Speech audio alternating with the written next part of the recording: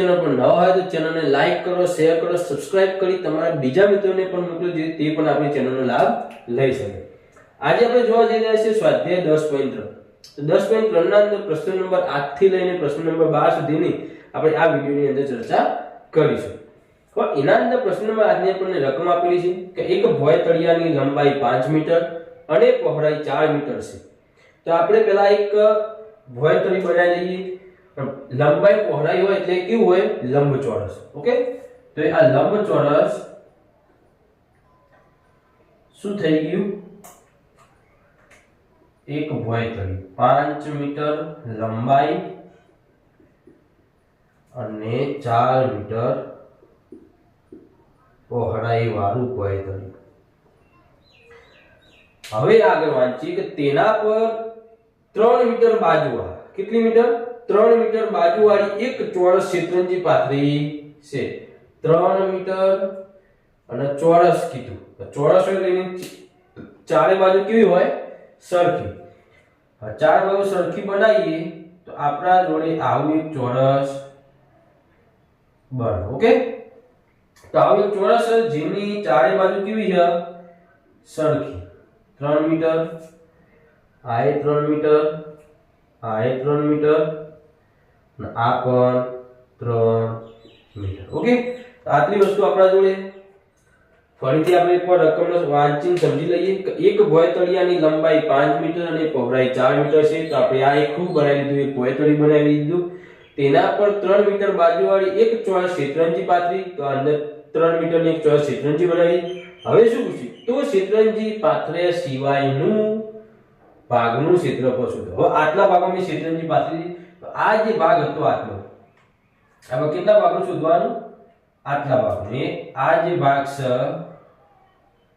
આ જે ભાગ વધ્યો આપણો, એ ભાગનું જ આપણે શું શોધવાનું? એ જે આપણે ડિઝાઇન કરીએ આટલા ભાગનું જ આપણે શું શોધવાનું કીધું? એને ક્ષેત્રફળ શોધવાનું કીધું। ઓકે, તો આટલા ભાગનું ક્ષેત્રફળ શોધવા માટે આપણે શું કરીશું તો એ સમજી લઈએ। તો સૌપ્રથમ આપણે લખીએ કે એક ભોય તળિયાની લંબાઈ બરાબર 5 મીટર, પહોળાઈ બરાબર 4 મીટર। તો ભોય તળિયાનું ક્ષેત્રફળ કેટલું થાય? તો ભોય તળિયાનું ક્ષેત્રફળ બરાબર લંબાઈ પહોળાઈ તો ચોરસ થઈ ગયું, તો આપણે શું લે? લંબાઈ ગુણ્યા પહોળાઈ। લંબાઈ કેટલી? 5, પહોળાઈ 4, બંને મીટર એટલે 5 ચોક 20 ચોરસ મીટર। તો આ શું થઈ ગયું? એક ભોય તળિયાનું ક્ષેત્રફળ થઈ ગયું। હવે આપણે શું શોધવાનું? ચોરસ શેતરંજી। તો ચોરસ શેતરંજીની લંબાઈ L બરાબર કેટલી થાય? 3 મીટર આપેલી છે। ઓકે, હવે આપણે શું શોધવાનું કે ચોરસ શેતરંજીનું ક્ષેત્રફળ બરાબર L ગુણ્યા L। તો L ગુણ્યા એટલે 3 ગુણ્યા 3 કેટલા થયા? 9 ચોરસ મીટર। હવે આપણને ભોય તળિયાનું પણ ક્ષેત્રફળ મળી ગયું, આપણને ચોરસ શેતરંજીનું, આ જે ચોરસ શેતરંજી એનું પણ ક્ષેત્રફળ મળી ગયું। હવે શું શોધવાનું? આ જે બાકીનો ભાગ જે ડિઝાઇન પાર્ટ, તો એ ભાગનું ક્ષેત્રફળ આપણે શોધવાનું કીધું છે। તો આપણે જોઈએ કે બાકી રહેલા ભાગનું ક્ષેત્રફળ બરાબર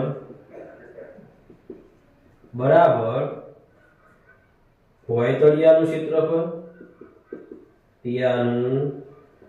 ક્ષેત્રફળ ઓછા ચોરસ શેતરંજીનું ક્ષેત્રફળ, ચલો હવે ભોય તળિયાનું ક્ષેત્રફળ કેટલું મળ્યું? 20 ચોરસ મીટર। તો આપણે 20 લખી દીધા। જ્યારે ચોરસ શેતરંજીનું કેટલું મળ્યું? 9 ચોરસ। તો ઓછા 9 ચોરસ, તો 20 માં 9 જાય તો કેટલા વધે? 11। તો 11 ચોરસ મીટર। તો હવે આપણે લખી શકીએ કે શેતરંજી પાથર્યા સિવાયનું શેતરંજી પાથર્યા સિવાયના ભાગનું ક્ષેત્રફળ 11 ચોરસ મીટર થાય. કેટલું થાય? 11 ચોરસ મીટર. તો આવી જ રીતે સરળતાથી આપણે આવા બીજા દાખલા પણ ગણી શકીએ. અહીં આપણને પ્રશ્ન નંબર 9 ની રકમ આપેલી છે. પ્રશ્ન નંબર 9 ના અંદર શું કહેવામાં આવ્યું કે એક જમીનની લંબાઈ 5 મીટર અને પહોળાઈ 4 મીટર. તેમાં 1 મીટર લંબાઈ વાળા, જે પેલામાં 3 મીટર લંબાઈ વાળું શું હતું? શેતરંજી હતી. પણ અંદર 1 મીટર લંબાઈ બાજુ કેટલા? 5 ફૂલના ક્યારા બનાવે. તો જમીનમાં બાકીની જે જમીન હતી એનું ક્ષેત્રફળ કેટલું થયું? આપણે પહેલા એક જમીન બનાવી દઈએ. ઓકે, આ જમીન હતી.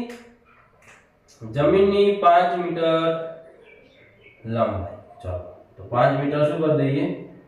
લંબાઈ. 4 મીટર એની હતી પહોળાઈ. તો 4 મીટર આપણે શું કરી દીધી? પહોળાઈ. હવે શું કહે? 1 મીટરના 5 ફૂલના ક્યારા બનાવે. એક થોડું મોટું કરી દઈએ.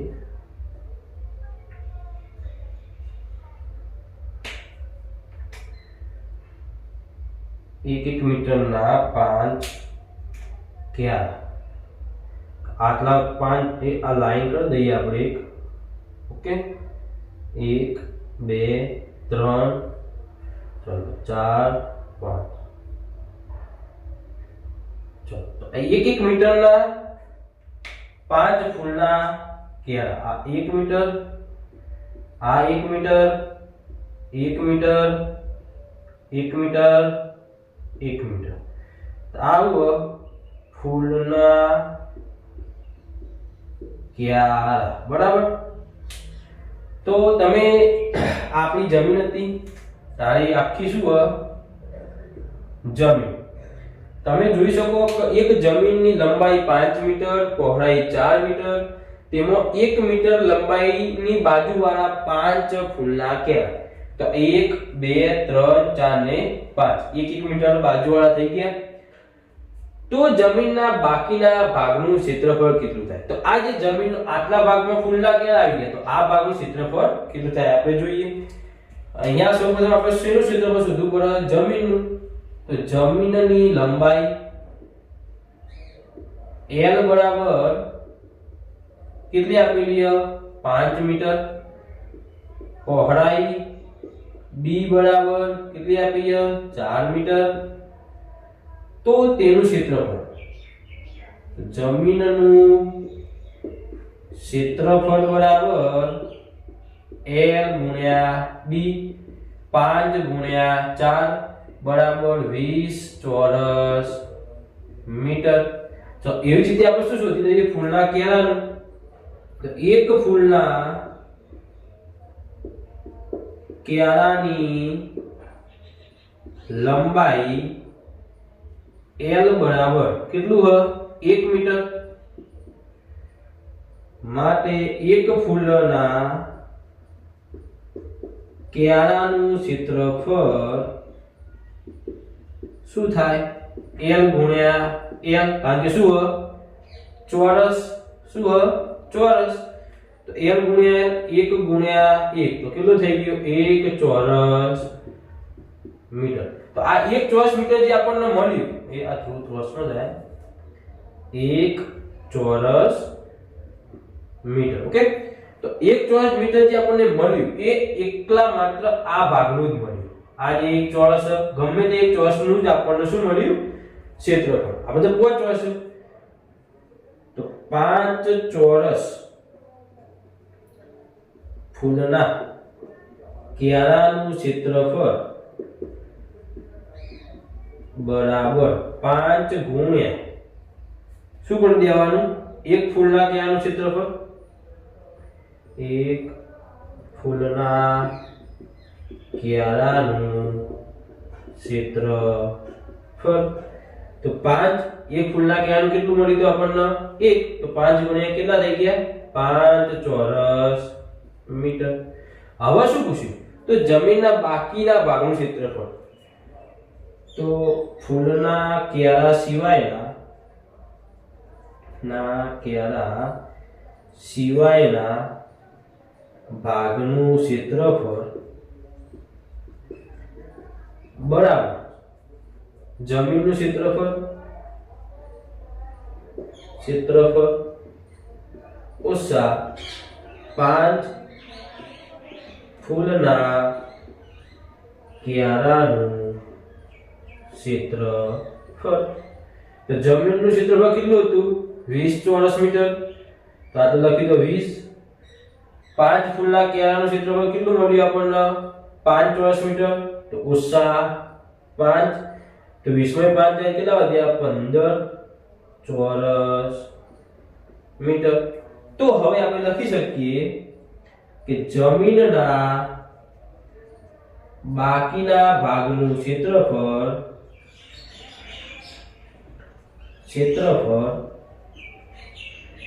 15 ચોરસ મીટર થાય. કેટલું થાય? 15 ચોરસ મીટર. જમીનનું ક્ષેત્રફળ કેટલું મળ્યું? 20 ચોરસ મીટર. ફૂલના કેળાનું 5 ચોરસ મીટર.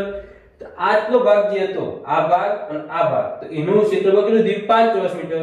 તો આટલા ભાગનું કેટલું થાય? 20 ઓછા 5 તો 15 ચોરસ મીટર. તો આ રીતે કોઈ બીજો એવો દાખલો હોય તો તમે સરળતાથી કરી શકો. અહીંયા તમને સ્વાધ્યાય 10.3 નો પ્રશ્ન 10 ની આકૃતિ નંબર એ આપેલો છે. ઓકે, હવે શું કહ્યું કે નીચેની આકૃતિઓને લંબચોરસમાં વિભાજિત કરો. તો પહેલા આપણે લંબચોરસમાં વિભાજિત કરી દેવાનું. શેમાં વિભાજિત કરશું? લંબચોરસ. તો ચલો એના ભાગ પાડીએ. તો એક ભાગ આટલો પાડી દઈએ. ઓકે, બીજો ભાગ પાડી દઈએ આટલો. ત્રીજો આઈકન. ઓકે, તો ચલો આટલા આપણા ભાગ થઈ ગયા. હવે જોઈએ પછી તેનું શું શોધવાનું? ક્ષેત્રફળ. તો આના નંબર આપી દઈએ. તો 1 કરી દઈએ I, 1 કરી દઈએ ડબલ I, 1 કહીએ ટ્રિપલ I, 1 કહી દઈએ IV. હવે તમે જોઈ શકો કે આ તો એના ભાગ પાડે પહેલાના બધા માપ આપેલા. માપ શેમાં આપેલા? સેમીમાં, સેન્ટીમીટરમાં. હવે જો આ ભાગ કેટલો? 2. તો આ કેટલો થઈ જાય? 2. આપણો નવો ભાગ થયો. નવો ભાગ કેટલો થઈ ગયો? 2. આ ભાગ આટલો ભાગ હતો 1. હજુ પાછી દીવાલ આપી બનાવી તો એ કેટલો થઈ ગયો? 1. અને આટલા ભાગનું કેટલું થાય? 3. આ ટોટલ ભાગ કેટલો કરી દેવાનો? 4. એટલે આ આપણો થઈ ગયો 3. ઓકે, ચલો હવે આ ભાગ જે આ ભાગ આખો જોવા જતો 4. 4 માંથી આટલો એક ભાગ બાદ કરીએ તો કેટલા વધ્યું? 3. આ ભાગ 3. તો આ ભાગ કેટલો થાય? એના સામેનો ભાગ પર 3. પણ આ તો કેટલો? 2. તો આટલા ભાગનું માપ કેટલું થઈ જાય? 1. ઓકે, ચલો હવે આટલો ભાગ 2, આટલો ભાગ 2. તો આ ભાગનું માપ કેટલું થઈ જાય? 1. અને આ ભાગ થઈ ગયો 2. 1 ને 2 3. પણ આ જેટલું થઈ ગયું આ ભાગ નેચરનો. ચલો એવી જ રીતે આ ભાગ 1 તો આ ભાગ કેટલો હોય? 1. આ ભાગ 2 તો આ ભાગ કેટલો હોય? 2. ચલો હવે આ 4 હતું પણ એક ભાગ તો આટલે કપાઈ ગયો તો કેટલો થઈ ગયો? 3. આ 3, આ 3, આ 3, આ 2 અને 1. આ આટલો ભાગ 2 અને આટલો ભાગ 1. તો આ રીતે 3 થઈ ગયું. ચલો હવે જોઈએ. હવે શું કરવાનું કે નંબરમાં તો I ના I ભાગનું ક્ષેત્રફળ બરાબર 3, 3, 2 ને 1 3. તો શું થઈ ગયું?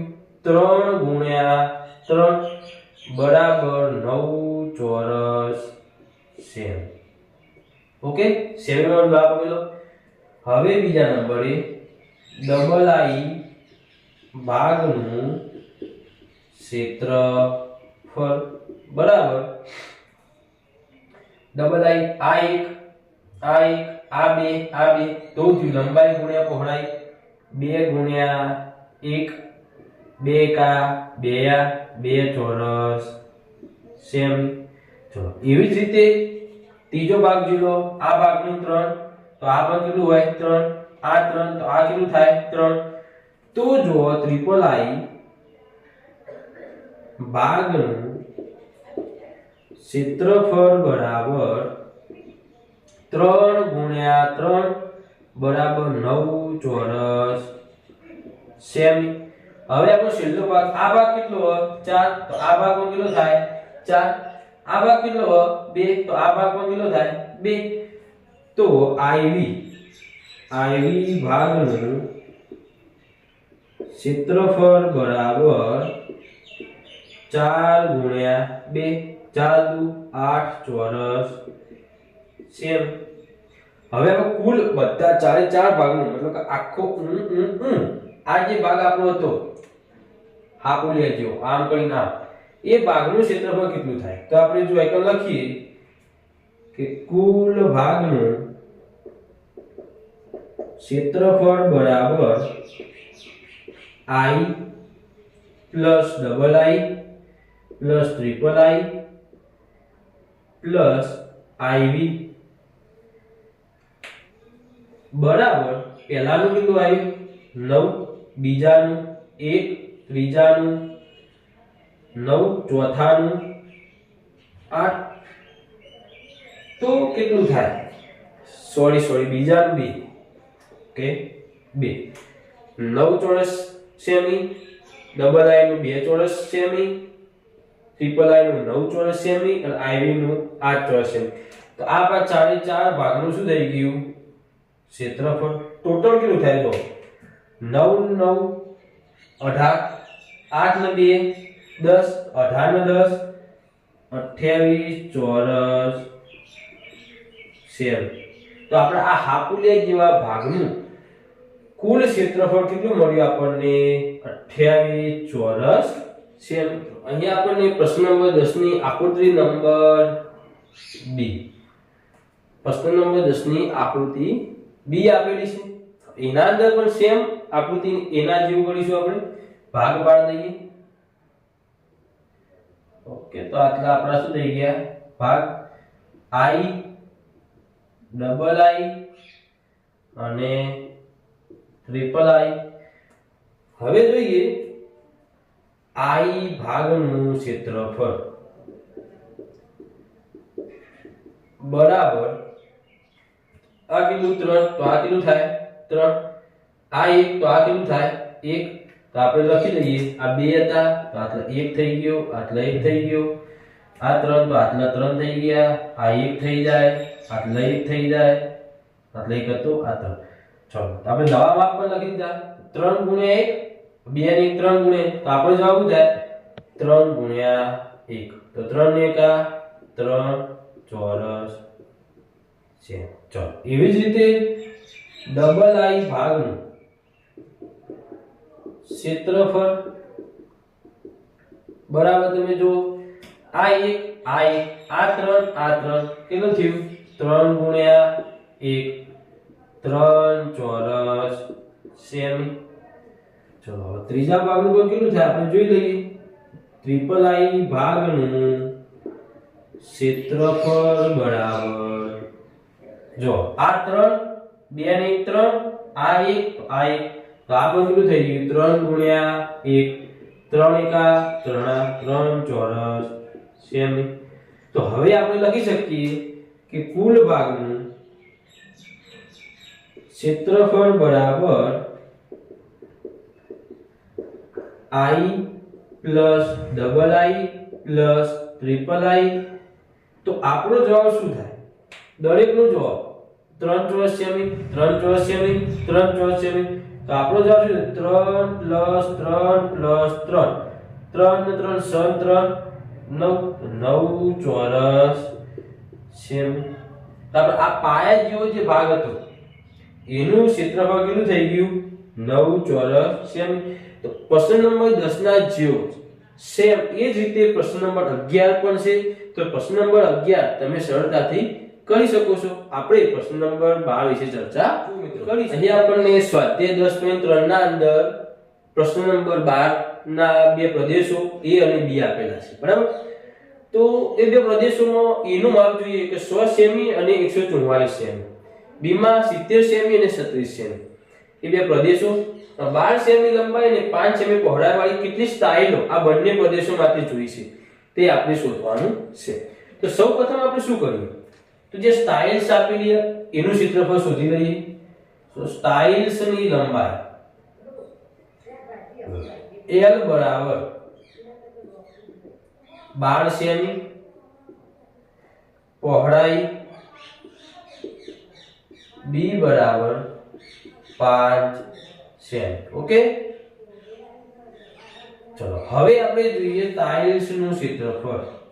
ટાઇલ્સ નું ક્ષેત્રફળ L ગુણ્યા B 12 ગુણ્યા 5 12 5 60 ચોરસ સેમી. હવે આપણે પ્રશ્ન નંબર 1 ની ચર્ચા કરીએ. તો પ્રશ્ન નંબર 1 માં એવું કીધું કે 100 સેમી અને 144 સેમી. ઓકે, તો આપણા જોડે પ્રદેશ 1 અને પ્રદેશ 2 કરી દઈએ. તો આપણે લખીએ કે પ્રદેશ 1 ની લંબાઈ L બરાબર કેટલી 100 સેમી અને પહોળાઈ B બરાબર 144 સેમી. ઓકે, હવે શું કરવાનું, પ્રદેશનું ક્ષેત્રફળ. તો પ્રદેશ 1 નું ક્ષેત્રફળ બરાબર 100 ગુણ્યા 144 L ગુણ્યા B. તો 144 ને 100 વડે ગુણો તો સીધું કરી દેવાનું 144 કેટલી શૂન્ય 2 શૂન્ય ચોરસ સેમી. હવે પ્રદેશ 1 માટે જરૂરી સ્ટાઇલ્સ કેટલી જુઓ, તો અહીંયા આપણે લખવાનું કે જરૂરી ટાઇલ્સ બરાબર પ્રદેશ 1 નું ક્ષેત્રફળ ભાગ્યા ટાઇલ્સ નું ક્ષેત્રફળ. ઓકે, હવે શું કરીએ, આપણે પ્રદેશ 1 નું ક્ષેત્રફળ લખીએ અહીંયા 144 એટલે 14400 ભાગ્યા 60. તો 00 જતી રહી. 1440 ભાગ્યા 100 કેટલા થાય 240 240 સ્ટાઇલ્સ. તો અહીંયા લખવાનું કે પ્રદેશ 1 માટે 240 સ્ટાઇલ્સ 240 સ્ટાઇલ્સ ની જરૂર પડશે. ઓકે, એ જ રીતે B માટે જોઈ લઈએ. પ્રદેશ 2 ની લંબાઈ L બરાબર 70 સેમી, પહોળાઈ B બરાબર કેટલું આપેલું 36 સેમી. અહીંયા L માં લખો પ્રદેશ 2 નું ક્ષેત્રફળ બરાબર 70 ગુણ્યા 36. 36 70 કેટલા થાય એ જોઈ લઈએ. 100 70 42 નો બગડો વધી જાય 4 7 21 4 25 2520 ચોરસ સેમી. ઓકે, હવે અહીંયા જરૂરી સ્ટાઇલ્સ.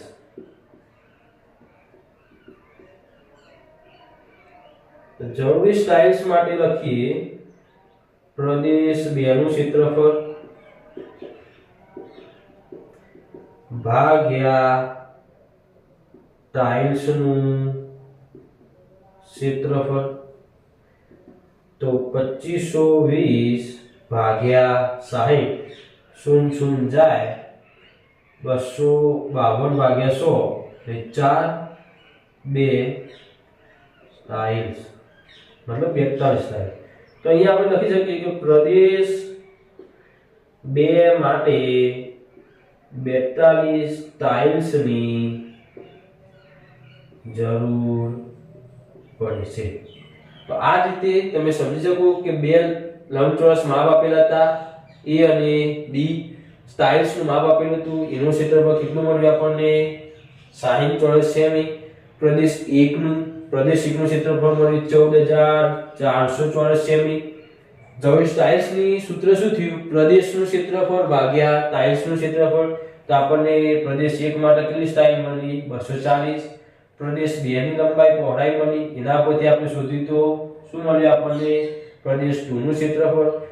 હવે સ્ટાઇલ્સ માટે સ્ટાઇલ્સનું ક્ષેત્રફળ તો આપણે શોધેલું જ હતું, તો પ્રદેશ 2 નું ક્ષેત્રફળ ભાગ્યા સ્ટાઇલ્સનું ક્ષેત્રફળ. તો કેટલી સ્ટાઇલ્સ મળી આપણને? 42. તો પ્રદેશ 1 ની સ્ટાઇલ 240 સ્ટાઇલ્સ જરૂર પડે અને પ્રદેશ 2 માટે 42 સ્ટાઇલ્સ ની જરૂર પડે. તો આ જ રીતે સરળતાથી આપણે ચેપ્ટર નંબર 10 સારી રીતે પૂરું કરીએ છીએ.